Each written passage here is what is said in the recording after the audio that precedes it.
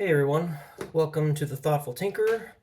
My name is Dee, and today I'm going to be taking you through swapping over your OEM headlights on the H3 to 7-inch LEDs, commonly found Jeep Wrangler applications, using my new adapter buckets. First things first, if you're watching this because you bought one of my kits, thanks for your purchase.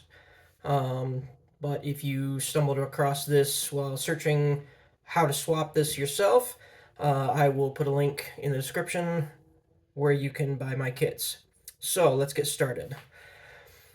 First off, let me show you what you're going to get in the box. These are my adapter buckets. These are actually modeled after my H2 design. So if you have an H2, you can check these out. They look almost the same, but they will fit the H2s. So you got the buckets, and you've got the bezels and the trim rings. These come in all my kits. You do not have to buy these extra. And everything will be labeled left hand, right hand, so it's super easy. You will also get the screws to assemble these. Now, there are plenty of videos online walking you through how to get the grill off the vehicle and how to get these headlights out, so I'm not going to rehash that. I do want to mention, though, that we are reusing these metal clips. So make sure you save these. When you're getting them off, you may have to pry on them to get them loose, to get them to pop off, but they're pretty easy to bend back into shape for when you put this back on the vehicle. So these are attached with T15. So we'll use that real quick and get this off here. And then, I don't know, throw this thing on eBay, save it for when you sell the vehicle, if somebody wants OEM, whatever. But set that aside. The adapter bucket, see, I've already got these two installed. So we'll go ahead and throw this third one on here.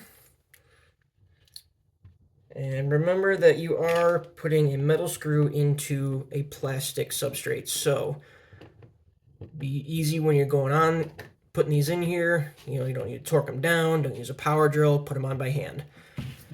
But that's it, that's easy as they go.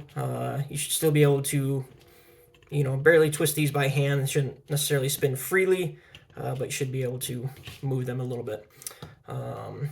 Now, with those on there, we're going to take the headlight bezel, and this is going to be the bottom. We're going to take our headlight and top, your DOT labels should always be able to read them, top like that, and we'll flip it directly over and set it right on there. From there, we take the headlight bezel. Again, we can read the left-hand side. That's exactly how it's going to go on. Set it right on there. Swap out our T15 for standard Phillips, because that's what these screws are. And we'll get these started in here.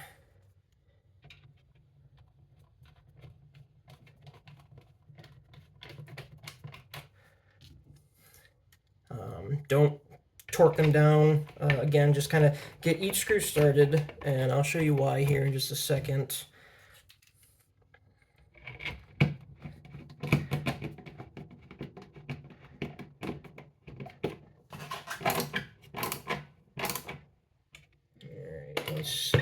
Got them each down and touching the bucket itself.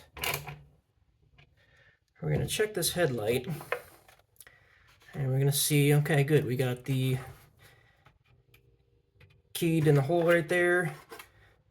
Same with that one and with that one. And the reason I say you don't need to torque these down very far is because depending on your exact headlight, some of them are going to be manufactured a little bit differently, but this may or may not close up the gap entirely right there. So just kind of, in sequence, kind of go around, tighten them, tighten them, tighten them, until you get to the point where, the headlight isn't going to move in there. That's all that you really need. So now this is ready to be installed back in the vehicle, and it's going to go back in just like the old one is. Clip these three onto the post that they go onto. Plug this in first, otherwise you're not going to be able to reach it. But plug that in, snap this in place, and you will be good to go. Now, something a little bit extra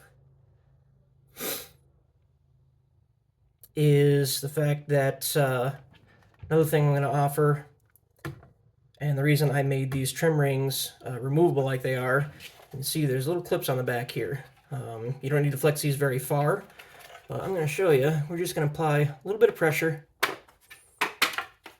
and it's going to slide right off. Now, why are we doing that? Because I got something special.